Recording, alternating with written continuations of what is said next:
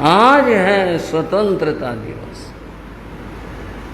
बंधुओं, ये जो स्वतंत्रता हमें प्राप्त हुई, मिली, ये ऐसे ही प्राप्त नहीं हो गई। इसका तो एक बहुत बड़ा इतिहास है, और वो इतिहास स्कूलों में पढ़ाया जाता है, आपने भी पढ़ा होगा। स्वतंत्रता हमें मिली, इससे पहले हम परतंत्र थे। अपने ही घर में, अपने ही देश में हम परतंत्र थे। और कब से थे? ये परतंत्रता लंबे समय से चली आ रही थी। पीछे इतिहास उलट कर देखें तो 1000 वर्ष पहले ये भारत जब स्वतंत्र था तो इसको सोने की चिड़िया कहा जाता था, और ये था भी ऐसा। यहाँ प्रभुत रूप से समृद्धि थी, धन वैभव, पदार्थ, खाना पीना, दूध, घी, ये सब इस देश के अंदर प्रभुत रूप से थे। लोग कहते हैं कि घी और दूध की तो नदियां बहती थी, यानी इतना प्रचुर था, ये सब लोग सुख से रहते थे। ये देश परतंत्र क्यों हुआ? उसका क्या कारण बना? विदेशी आक्रांताओं ने आक्रमण किए और यहां से बहुत लूट कर ले गए,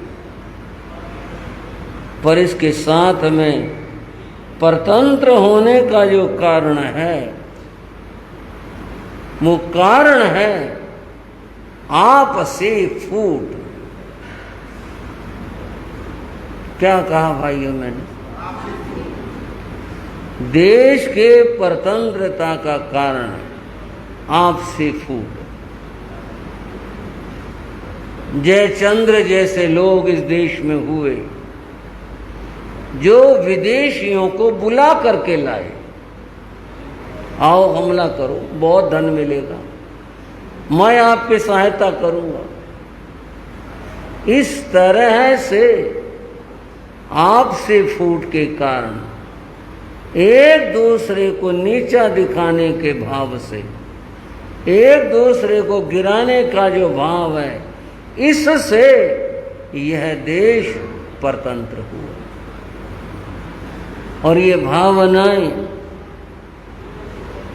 कोई आज खत्म हो गई हो, ये तो अपने ही मन से पूछा जा सकता। कुछ ऐसी मनोवृत्ति मनों के अंदर पनप रही है, दूसरा आगे बढ़ता हो अच्छा नहीं लगता, किसी की तरक्की अच्छी नहीं लगती। बस ये है, इसको गिराओ, इसको पीछे करो, ये मनोवृत्ति। और ये मनोवृत्ति जब तक रहेगी, देश उन्नति नहीं कर सकता। केकड़े की कहानी आपने सुनी होगी। एक मछुआरा था। कहानी तो एक ऐसे व्यक्ति की है, पर समझी जा सकती है। वह मछलियां पकड़ता था। एक दिन वह तालाब पर गया और उसके पास 2 टोकरियां थी। मछलियां पकड़ता, एक में डाल देता, और एक में केकड़े जीव होते हैं, उनको पकड़ता और दूसरे में डाल देता। मछलियां बेचारी तड़पती, कई बार उछलने की कोशिश करती, वो कपड़ा ढक देता, कोई उछल के बाहर ना जाए। जिस टोकरे में उसने केकड़े इकट्ठे किए थे उसको नहीं ढका। एक आदमी आया और बोला, क्यों भाई मछुआरे? बोला हाँ। तूने मछलियों का टोकरा ढक दिया। अरे केकड़े ये देख निकलने की कोशिश कर रहे हैं, ये तूने ढके नहीं। बोला केकड़ों को ढकने की जरूरत नहीं है। बोले क्यों? बोले इनकी एक खास बात है, एक केकड़ा ऊपर चढ़ेगा, दूसरा पीछे आएगा, उसकी टांग पकड़ लेगा और उसको नीचे गिरा लेगा। बोले एक नहीं निकले, सारे जिंदा हैं ये, पर बाहर नहीं निकल सकता। इनका स्वभाव है कि दूसरे की टांग पकड़ करके नीचे गिराना। बोले कहीं नहीं जाएंगे, एक नहीं बाहर निकलेगा। इसको केकड़ा वृत्ति ही कहते हैं। बंधुओं, देश की स्थिति कुछ ऐसी ही है कि दूसरे की उन्नति देश में कोई कर रहा हो अच्छी नहीं लगती, गिराने की कोशिश करती। स्वतंत्रता की मैं बात कह रहा था, परतंत्र होने का कारण इस देश का केकड़ा वृत्ति थी कि दूसरे को गिराया जाए, और इसीलिए देश परतंत्र हुआ। कितने लंबे समय तक यह देश परतंत्र रहा, कितने सारे दुख उठाए इस देशवासियों ने, ये सब होता है।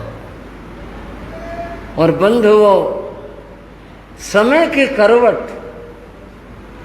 अंग्रेज इस देश के अंदर आए, और अंग्रेज आए कैसे आए, किस तरह से आए? सन 1761 में लॉर्ड क्लाइव नाम का एक व्यक्ति जो व्यापार एक कंपनी में आया था, वह बंगाल में रह गया और उसने जोड़ तोड़ करके राजनीति पैठ बना करके, और वह बंगाल के अंदर जम गया और वहाँ का गवर्नर बन बैठा। धीरे धीरे उस कंपनी ने, ईस्ट इंडिया कंपनी ने, अपने पांव फैलाए करते करते एक दिन पूरे देश के ऊपर छा गए और ये देश अंग्रेजों के का गुलाम हो गया। कितने कष्ट सही इस देशवासियों ने। अंग्रेजों से बड़ा पीड़ाजनक और दर्दनाक इतिहास है।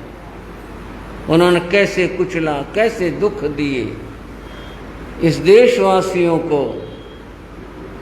लोग उस इतिहास को मैं कहता हूँ अवश्य पढ़ो, ताकि पता चले हमारे ऊपर कैसे कैसे जुल्म हुए और कैसे कैसे समय बीता। भाइयों, स्वतंत्रता का मूल समझो, कितनी मुश्किलों से ये प्राप्त हुई है, कितने दुख उठा करके हुई। कलकत्ता की घटना, तब सड़क की क्या व्यवस्था थी? बीच में सड़क का हिस्सा जिस पर निशान हुआ करता था वो केवल अंग्रेजों के लिए था। दाएं बाएं आने जाने वाले जाओ, बीच में कोई हिंदुस्तानी पांव नहीं रख सकता। अंग्रेज ऐसे सुननी पड़ी रहो, अंग्रेज आएगा तो वही गुजरेगा, हिंदुस्तानी नहीं गुजर सकता। एक बेचारी वृद्धा माता जो वृद्ध थी, दाएं बाएं भीड़ थी, उसे वो खाली जगह रास्ता सा दिखाई दिया और वह उसके ऊपर चलने लग गई। एक अंग्रेज आया, उसके पास छड़ी थी और उसने तो कुछ नहीं देखा, उस बुढ़िया के ऊपर छड़ी बरसा दी। बेचारी गिर पड़ी, सिर फूट गया उसका, और वो मारे जा रहा था। और लोग इधर के इधर भागे, इधर के इधर भागे, कोई नजदीक नहीं आया उसको छुड़ाने के लिए। मामला अंग्रेज का था। केवल एक युवक आया और उसने कहा, ये क्या कर रहे हो? उसने छड़ी उसकी तरफ भी करी, उसने छड़ी छीन ली और छीन करके अंग्रेज की अच्छी तरह से धुनाई कर दी। बोला, मारा कैसे तूने इसको? बोले, ये हमारी सड़क पर चल रही है। तेरे बाप की सड़क है? सड़क हमारी, हमारे देश की है। अगर चलो, ये चल भी पड़ी, क्या बात हो गई? बंद हो, इसी बात को लेकर झगड़ा हो गया। उस व्यक्ति को पकड़ लिया गया, कोर्ट में पेश किया गया, उसका नाम पूछा गया कि तुम्हारा क्या नाम है? बोला, मेरा नाम आज़ाद है। बोले, मेरा पूरा नाम बताओ। बोले, मेरा नाम चंद्रशेखर आज़ाद है। तुमने अंग्रेज को मारा? बोले, हाँ मैंने मारा। पर ये पूछा, अंग्रेज ने किसको मारा? बोले, उस बुढ़िया का क्या कसूर था? बेचारी वृद्धा अगर थी, उसको कहा भी जा सकता था, उसको मालूम नहीं था, और इसके बाद वे उसको सजा हुई। बंधुओं, इस देश में अंग्रेजों ने कितने अन्याय और अत्याचार किए।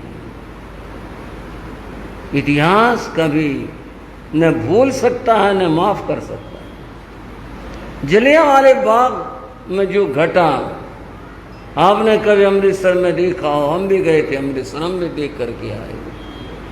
क्या वो जगह है? और किस तरह रास्ते रोक करके और मशीन गन के द्वारा हजारों लोग थे वहाँ, किस तरह से उनके ऊपर जैसे बारिश बरसाते हैं ऐसे गोलियों के बौछार करी थी।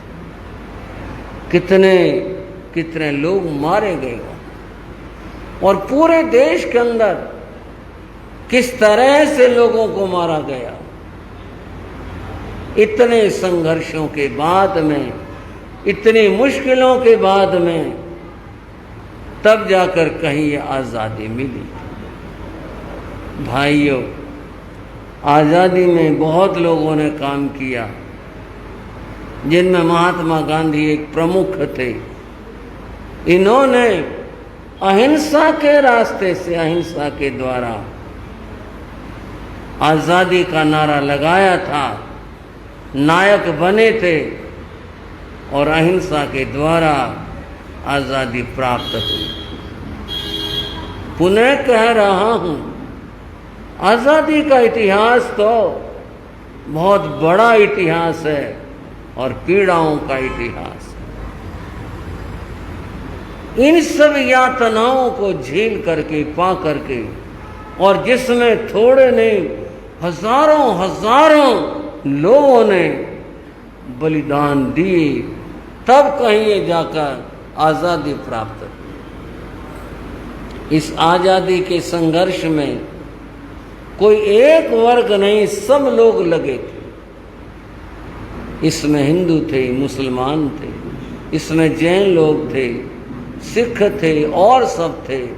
सारे लोग लगे थे, मिल करके संघर्ष किया था, तब जा करके कहीं ये आज़ादी मिली थी। यातनाओं की बात जहाँ तक है, बंधुओं, कभी आपका फांसी जाने का काम पड़ा हो? दिखाई तो दिए थे भाई, फांसी वाले जरा हाथ खड़े करना था। हाँ जी, यहाँ बैठे भाई अतुल जी, मैंने देखा था। हम फांसी गए। मैंने आज़ादी का इतिहास पढ़ा था तो दिमाग में थी बात। फांसी में एक चौक है, एक पार्क है, उसका नाम हुकमचंद जैन पार्क है। आज़ादी के इतिहास में हुकमचंद का नाम स्वर्णाक्षरों में नाम है। हुकमचंद जैन थे और उन्होंने भी आज़ादी के संघर्ष में भाग लिया था। वो थे और उनका एक मित्र था, मिर्ज़ा मुनीर बेग, मुसलमान था, वो उनका दोस्त था। इन्होंने आज़ादी की लड़ाई में भाग लिया था, संघर्ष किया था। आखिर उस बड़ी सत्ता के सामने इनके साथ जनता भी थी, मजदूर थे, बहुत लोग थे, पर करते क्या, ये पकड़े गए। पकड़ने के बाद में दोनों को मृत्युदंड हुआ। और मृत्युदंड भी क्या, जहां आज वर्तमान में वो पार्क है, यहीं उनका घर हुआ करता, यहीं जैनों के घर हुआ करते। ये हुक्म हुआ कि इनके घरों के सामने ही इनको मृत्युदंड दिया जाएगा। आप सोचो कितना आतंक होगा। नगर में कर्फ्यू लगा हुआ था और इन दोनों को वहां लाया गया और ला करके ने सरेआम फांसी दी। कोई स्वार्थी मन सोच सकता है कि मुझे क्या जरूरत पड़ी थी। जरूरत देश के लिए थी, कोई अपना निजी स्वार्थ नहीं था, कोई अपने लिए नहीं लड़े थे, देश के लिए लड़े थे और सहर्ष मृत्यु को स्वीकार किया। दोनों को ही वहां पर फांसी पर लटकाया गया और जब उन्हें फांसी पर लटकाया गया, हुकमचंद जैन का घर वहीं था। उनका 14 वर्ष का बेटा था, एक ही बेटा था। तो घर में सबके किवाड़ बंद थे, उससे रहा नहीं गया मेरे पिताजी के साथ क्या होगा। और उसने दरवाजा खोल करके मुंडेर के ऊपर से झांक लिया क्या हो रहा है। उस बच्चे को भी पुलिस पकड़ करके ले गई, सिर्फ झांकने पर, और ले जा करके उसको भी फांसी दी। और जुल्म क्या, क्योंकि जैन और हिंदू तो एक ही होते हैं, बोले इनको तो जमीन में दबाओ और मुसलमान को जलाओ, उल्टा काम करो आतंक फैलाने के लिए। और यही किया। मुसलमान का अग्नि संस्कार हुआ और हुकमचंद को, उसके बेटे को जमीन में दफन किया गया। कैसे कैसे जुल्म हुए, कैसे अत्याचार हुए, कैसे कैसे लोगों ने सहन किया सब और संघर्ष किया।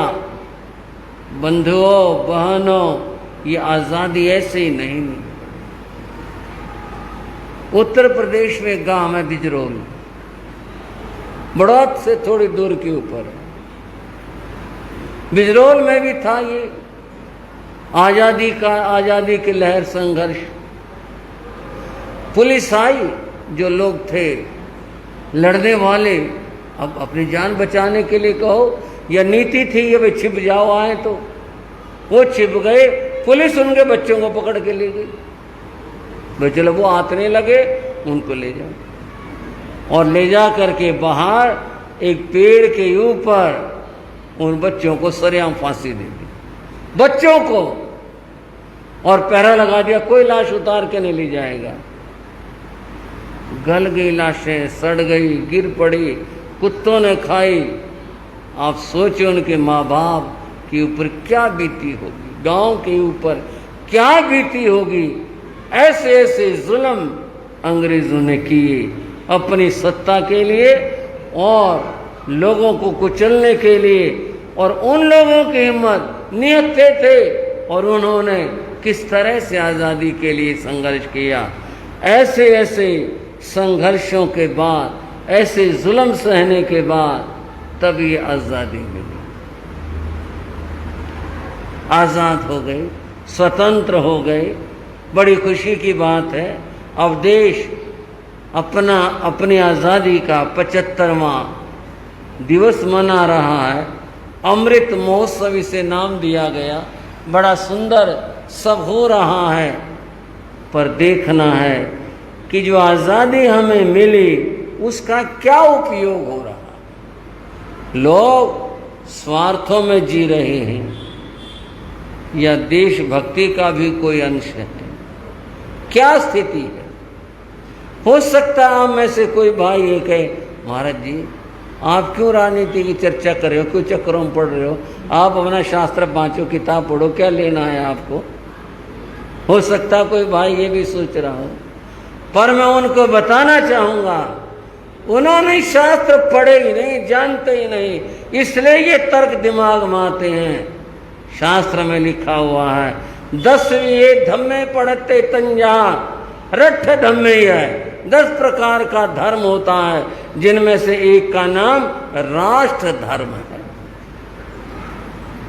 राष्ट्र धर्म क्या चीज है?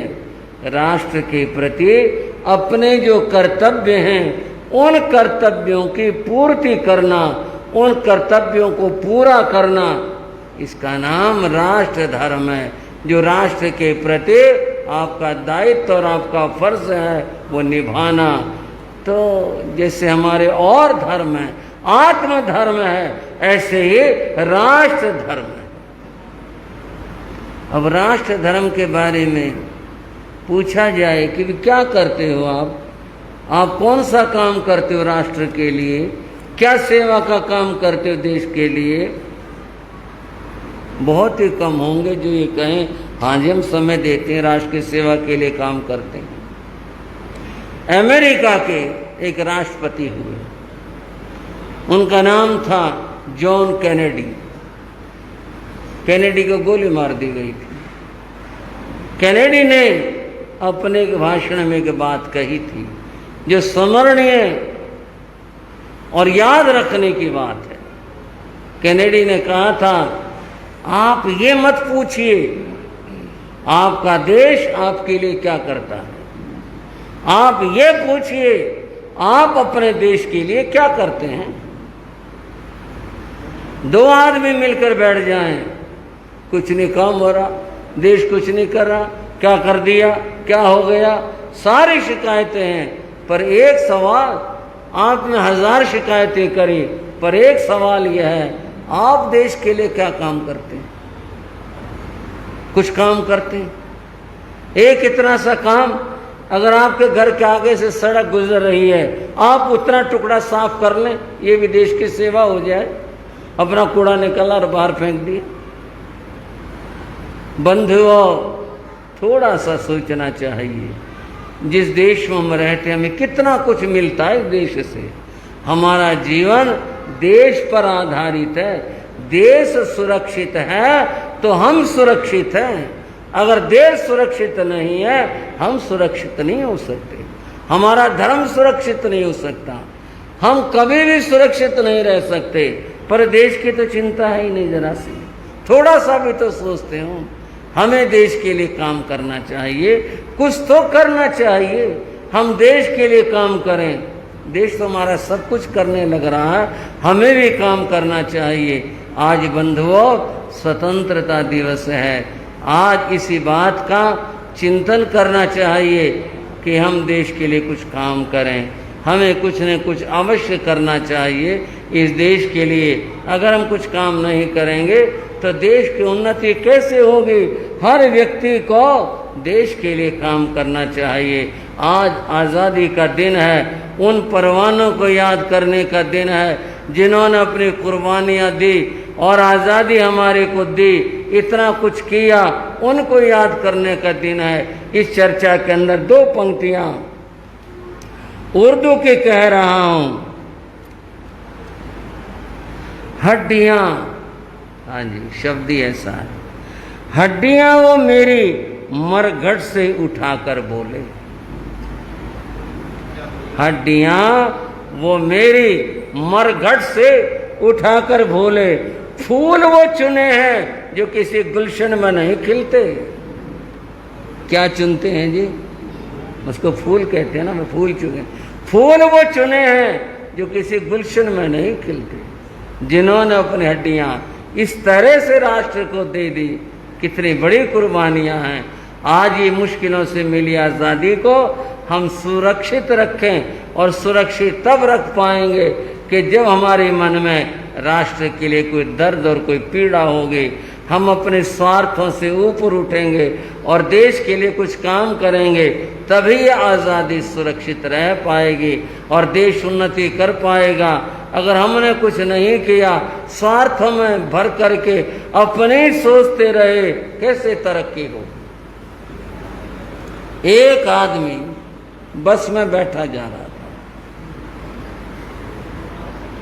तो बस की सीट थोड़ी अच्छी वाली थी, नीचे फोम था।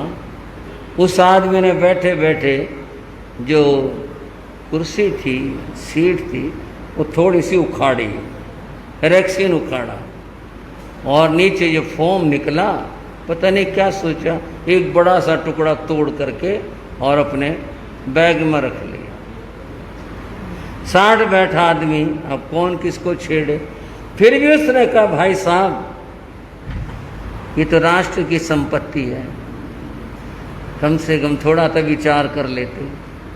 बोला हाँ मुझे पता है राष्ट्र की संपत्ति है, मैं एक नागरिक हूँ, मैंने अपना हिस्सा ले लिया, आप भी अपना हिस्सा ले लो।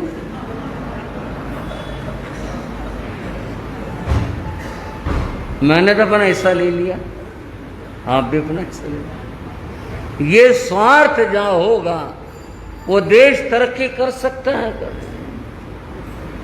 जहाँ देश के लिए कुर्बानी होगी वही देश तरक्की करता है। स्वार्थियों का देश भला क्या तरक्की करेगा। जहाँ इतने स्वार्थी रहते हो, अपने उससे मतलब है, हमारा स्वार्थ पूरा होना चाहिए, हमें औरों से क्या पड़ा हुआ है। बंधुओं, आज का दिन उन लोगों को याद करने का दिन है जिन्होंने अपने परिवार, अपने बच्चे, सबका मोह छोड़ करके देश के लिए अपनी कुर्बानियाँ दे डाली।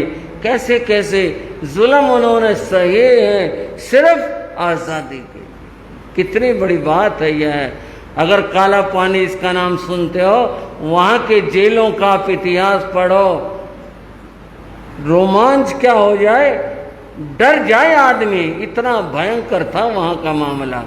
और क्या मामला था वहाँ का, इतनी छोटी कोठड़ी होती थी जेल के कि उसमें आदमी लेटना दूर, ऐसे होकर के बैठा करता, इतनी जगह थी बस, उसमें उसको भरते थे और जाली बंद कर देते थे। उस पीड़ा को सोच घंटा 2 घंटे रह लिया आदमी, एक दिन रह लिया आदमी, आजीवन कारावास हुआ ये।